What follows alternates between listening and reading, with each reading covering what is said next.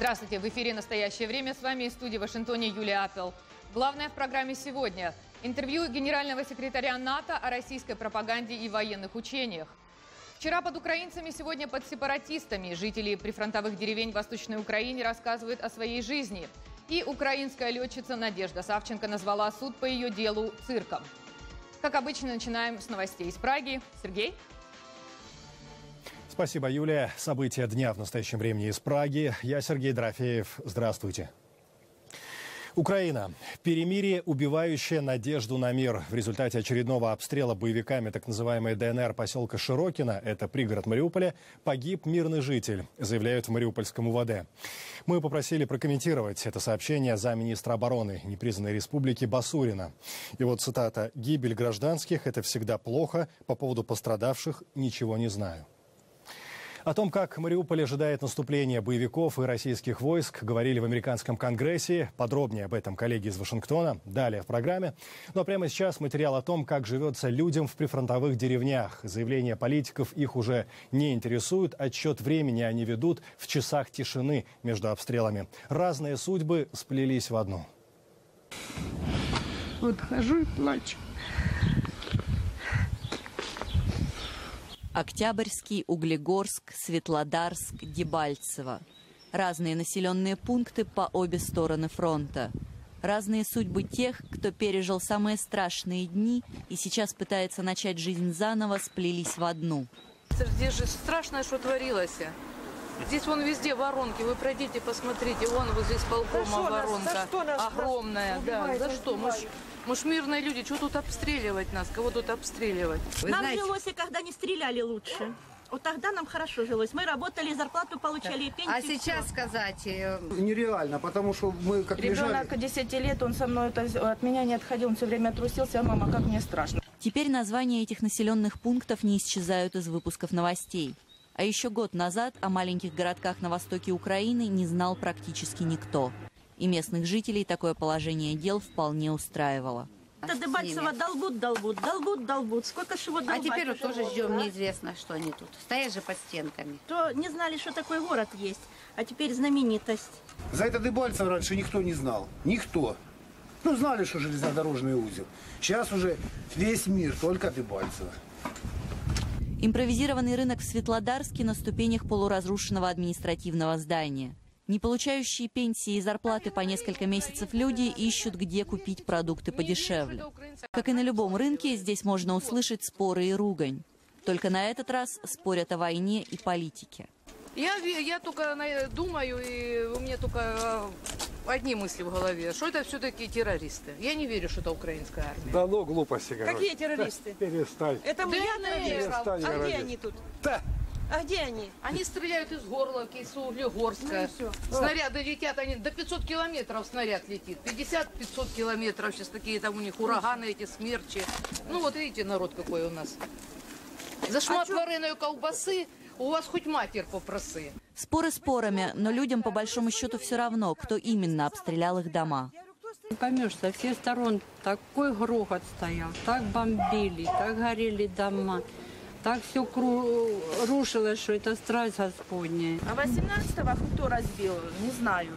Ну, били все. Возвращаясь к мирной жизни, люди смотрят на разрушенные дома, и многие думают, что им еще повезло. Стеклопакетов нету, крыша побитая. Но это мне еще повезло. Машину там попорвало так, это сам, осколками. Это мне повезло. А рядом вообще и крыши нету, и дома, и дома нету. Местные жители с горькой иронией сравнивают себя с персонажами некогда популярного фильма о гражданской войне. Как в фильме «Свадьба в Малиновке». Белые пришли, грабят нас, красные пришли, тоже грабят. Все грабят. И наши грабят. Екатерина Кочкина, Виктор Кульганик. «Настоящее время».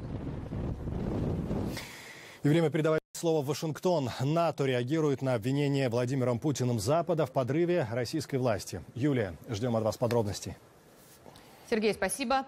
Генеральный секретарь НАТО Йенс Столтенберг нанес визит в Вашингтон. Он встретился с министром обороны США Эштоном Картером и советником по национальной безопасности Сьюзан Райс. С главой Альянса побеседовал наш корреспондент Джефф Селдин. Генеральный секретарь НАТО Йенс Столтенберг прилетел в США на семинар по трансформации НАТО.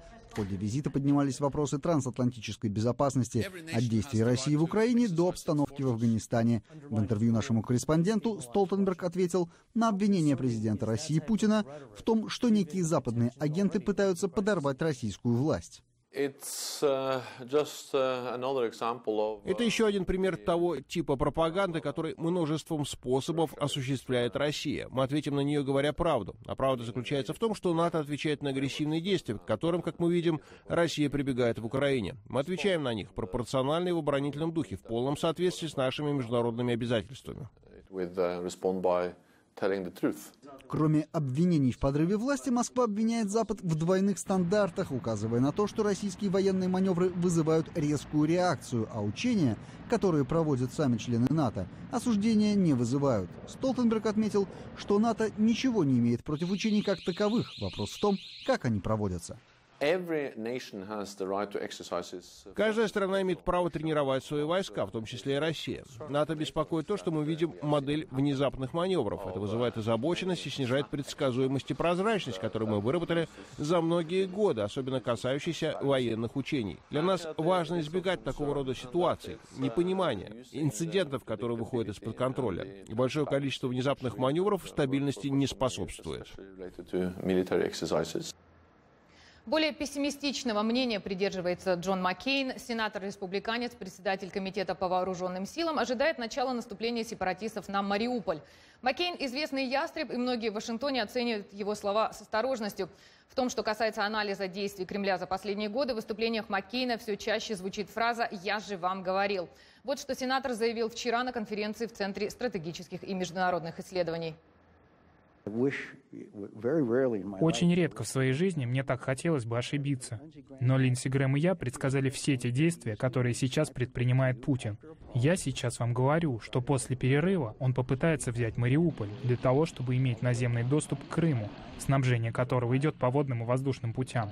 Это очень дорого, и именно поэтому я думаю, что Мариуполь следующий на очереди. Я не могу, однако, предсказать, что он будет делать после этого. Многое будет зависеть от реакции на его действия. Очевидно при этом, что Молдова находится в очень уязвимой ситуации. Она не член НАТО и является самой бедной страной в Европе. В Приднестровье уже находится 14 тысяч российских миротворцев. Путин также оказывает огромное давление на страны Балтии. Польша сейчас также очень обеспокоена. Я не знаю, где он остановится. Думаю, что это зависит от того, как будет развиваться ситуация. Но я точно знаю, что он хочет возродить Российскую империю. Он сам об этом говорит. Распад Советского Союза он называет самой большой трагедией 20-го столетия. И мне кажется, что наши европейские друзья и эта администрация игнорируют это поведение или пытаются найти ему оправдание.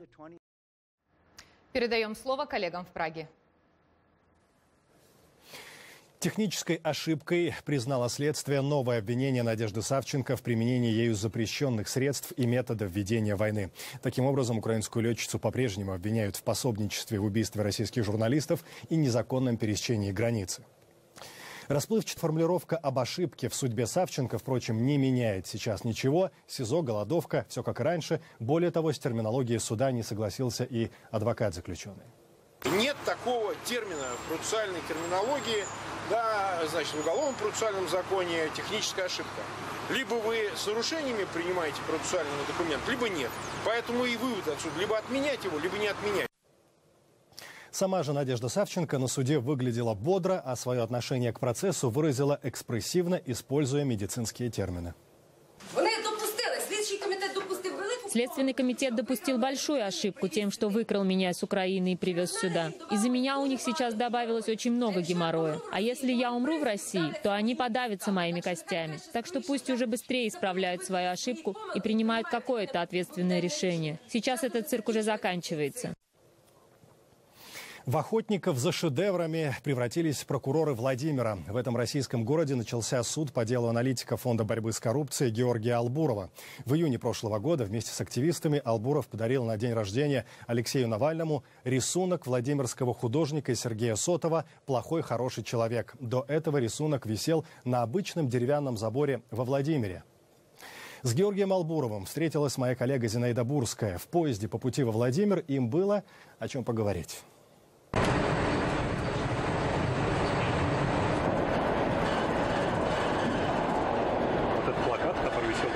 исследователя. Мы с очень большим удовольствием наблюдали за этим плакатом.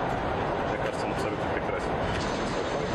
Но мне, на самом деле, в самом начале было немножечко обидно. Да? У всех остальных дела там по 100 томов, какие-то экономические преступления, бизнес, схемы какие-то сложные. А у меня как кража картонки с забора за 100 рублей.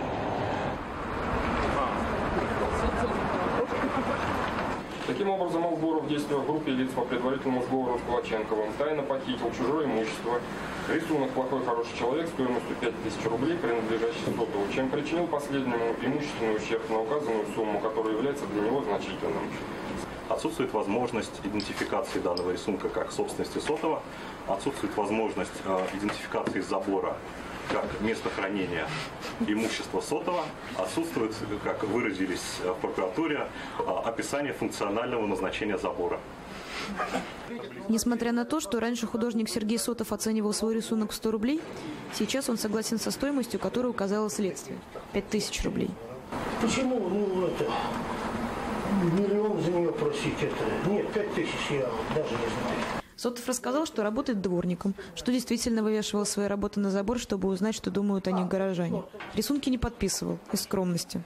Художник говорит, что работы пропадали и раньше, но он никогда не обращался в полицию. Просто дождь смоет, иногда клей отходит, иногда кто-то там что-то напишет на них. После допроса художника и одного свидетеля судья объявил перерыв до 31 марта. Активисты, которые приехали поддержать Георгия Албурова, пошли к тому самому забору, чтобы повесить на нем свои рисунки. Полицейские внимательно наблюдали за процессом, записали паспортные данные одной из девушек, которая участвовала в акции, но задерживать никого не стали. Это хорошо, когда идей много. Плохо, когда их нет вообще. Зинаида Бурская для настоящего времени. Мне же остается добавить, за такую вот кражу полотна Георгию Албурову и еще одному сотруднику Фонда борьбы с коррупцией грозит до 5 лет лишения свободы. А началась вся эта история заявления дворника-художника Сергея Сотова о краже его картины.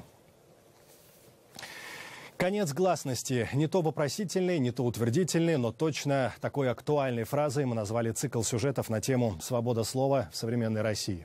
Сегодня покажем второй материал, где своим мнением делятся известные журналисты Галина Тимченко и Николай Сванидзе. Тезисом о запретных для эфира темах никого уже не удивишь, но есть и другой вопрос. А нужна ли эта объективная журналистика аудитории сегодня? Настанет ли новая эпоха гласности? Ответы коллег выслушивал Александр Касаткин.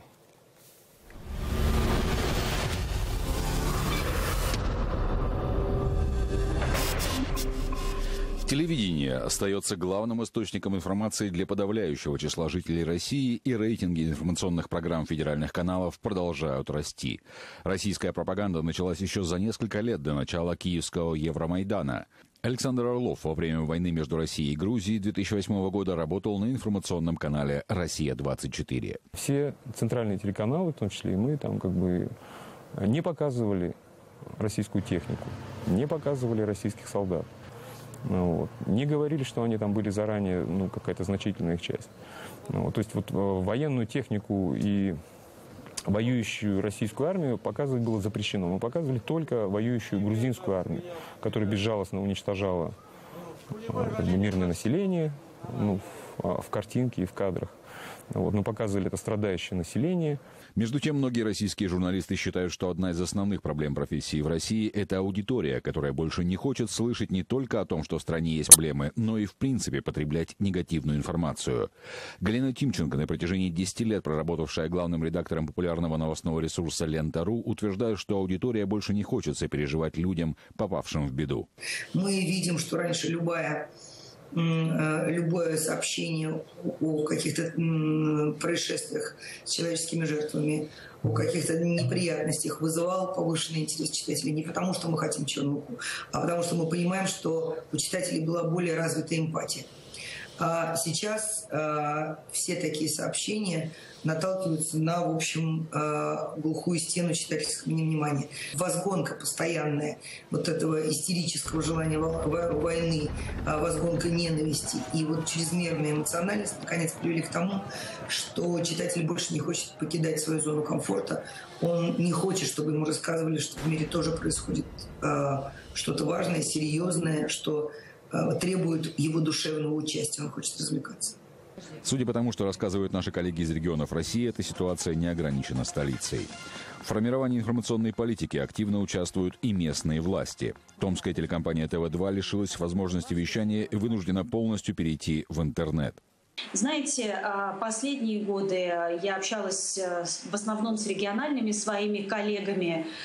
Очень многие из них толковые журналисты, любящие свою профессию, понимающие, что на самом деле происходит, но зажатые в такие тяжелые политические рамки, зажатые в такие условия, экономические в том числе, что они не могут себе позволить сказать лишнего слова. На круглом столе, посвященном 30-летию гласности, Леонид Парфенов заявил, что эпоха гласности закончилась, и до тех пор, пока не будет ситуации, при которой обществу потребуется перестройка, не возникнет потребность в гласности. Ситуация молчания коснулась и признанных мэтров российского телеэкрана. Обладатель многих регалий, заведующий кафедрой журналистики Института масс-медиа Российского гуманитарного университета, профессор, историк, член Совета по развитию гражданского общества и правам человека при президенте России Николай Сванидзе рассказал о причинах своего редкого появления на федеральных каналах. Я наблюдаю ту позицию, в которой оказываются журналисты, не согласные с официальной точки зрения, когда они приходят в эфир, там, скажем, основных влиятельных телевизионных каналов. Как правило, они оказываются в некомфортной ситуации и их скорее используют в качестве мальчиков для битья. Вот, в качестве такого расходного материала. Вот. Я не вижу смысла в этом, поэтому я и не хожу, даже когда меня зовут. В августе прошлого года телеканал РЕН-ТВ закрыл неделю с Марианной Максимовской, одну из последних независимых аналитических программ в большом российском эфире. Корреспондент программы Роман Супер уже прекратил попытки найти работу на российском телевидении. Думаю, что телевидение будет гнить еще очень долго, на протяжении, наверное, десятилетий, вот по моим ощущениям. Ловить в этом бассейне, в общем, нечего. И журналисты, и эксперты связывают перспективы журналистики исключительно с изменением политической ситуации в России. Российская журналистика – это не автономная сфера, которая может иметь отдельное будущее от будущего страны. Страна в нынешнем состоянии, в нынешнем политическом режиме не имеет будущего.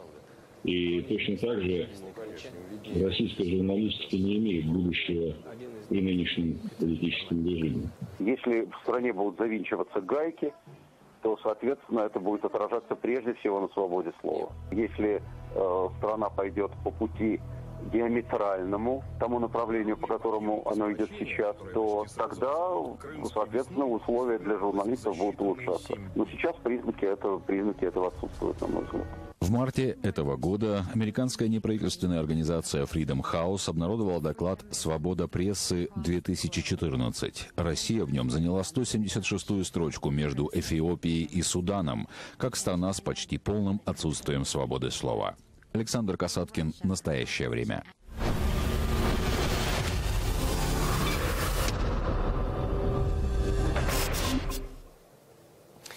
Вновь время передавать слово в Вашингтон. Юлия, эфир ваш.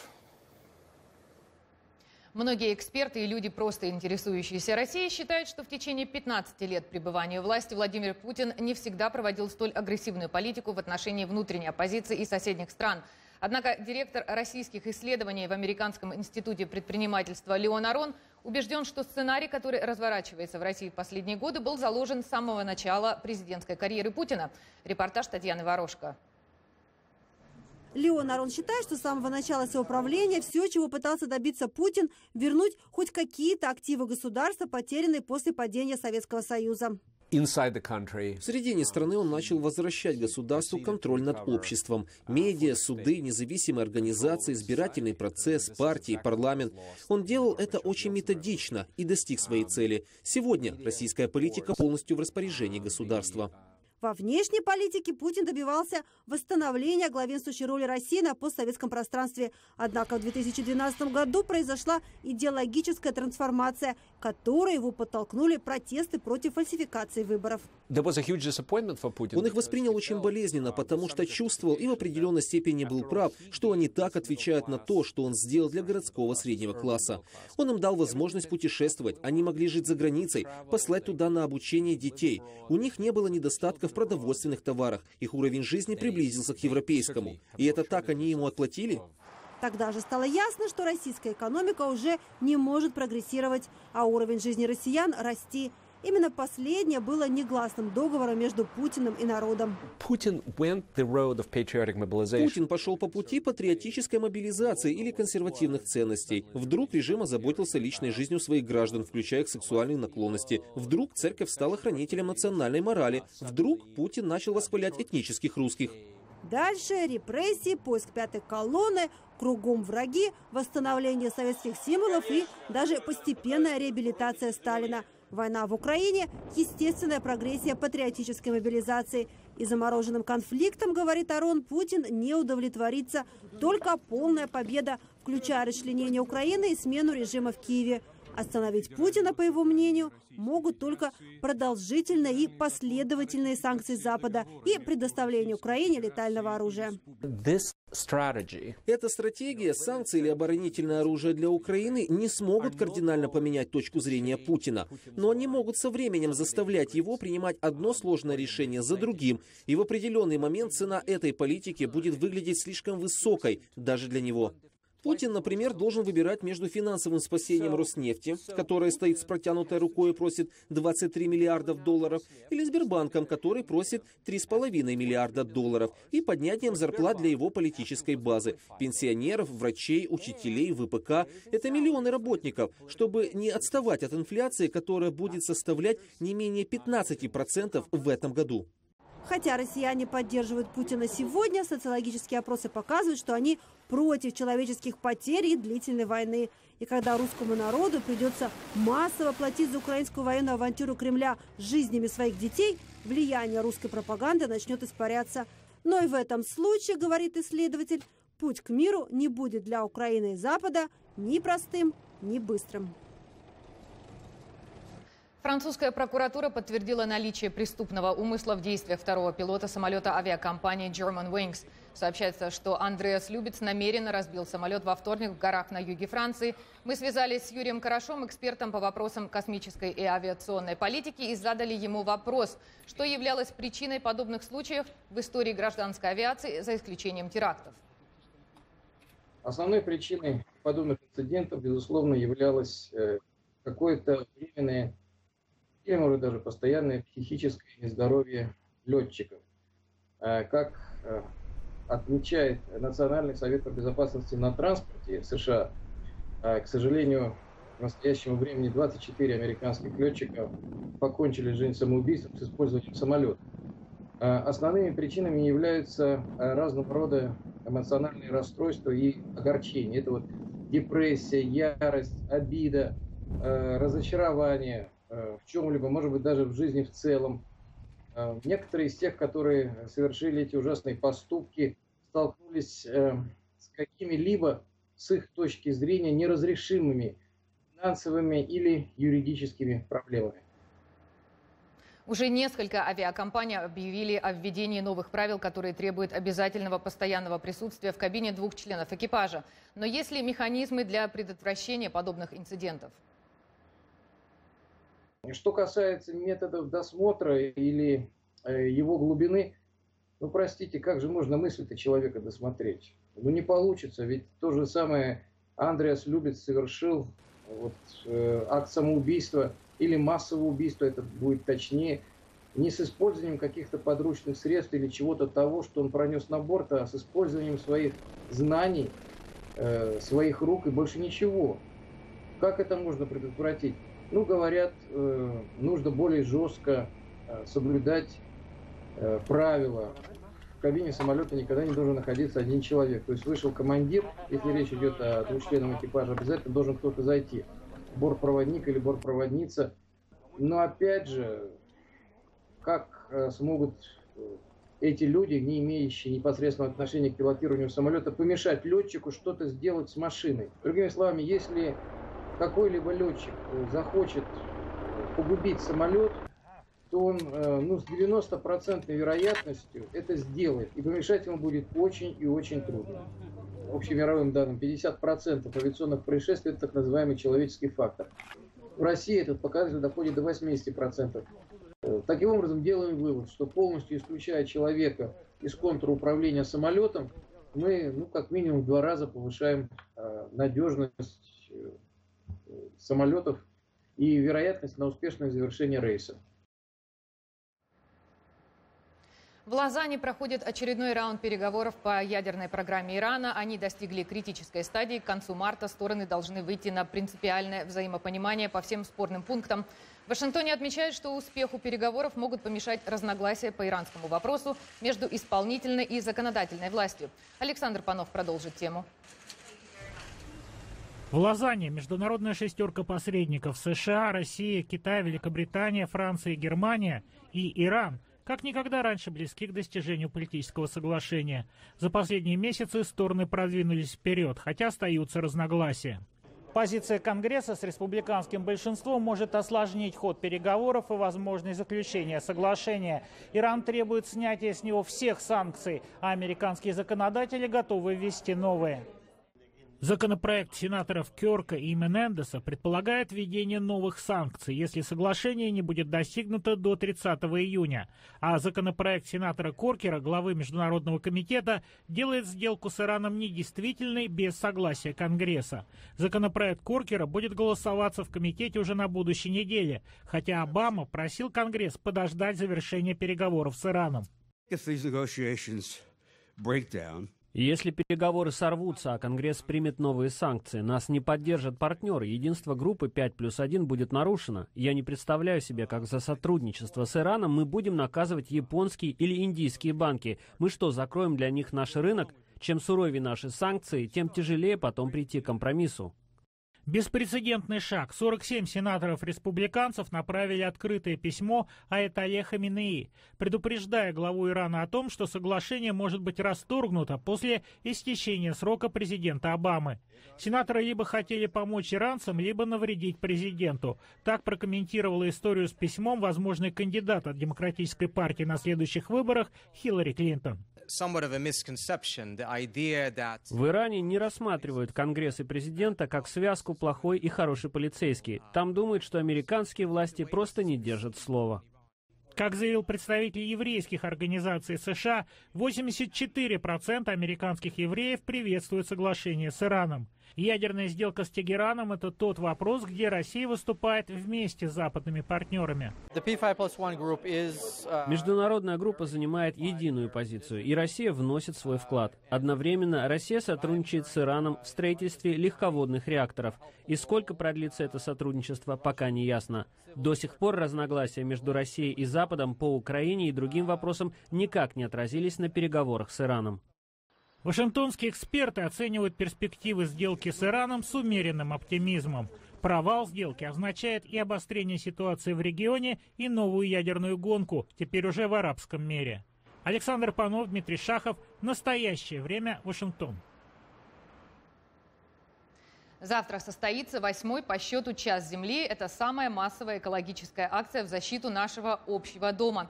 Миллионы сознательных и неравнодушных землян зажгут свечи и постараются хотя бы на час выключить свет и бытовые электроприборы, дав значительную передышку окружающей среде. По данным Всемирного фонда дикой природы, в прошлом году «Час Земли» поддержали более 2 миллиардов человек в 160 странах мира. Так что не забудьте выключить свет в субботу с 20:30 до 21:30 по вашему времени. И на этом мы закончим нашу программу. Смотрите нас на сайте currenttime.tv. Присоединяйтесь к нам в социальных сетях. До понедельника. Сергей, спасибо. Мы благодарим коллег в Вашингтоне и всех наших зрителей. Смотрите нас в социальных сетях, да, и в эфире своих национальных телеканалов. В настоящее время. Я Сергей Дорофеев. До свидания.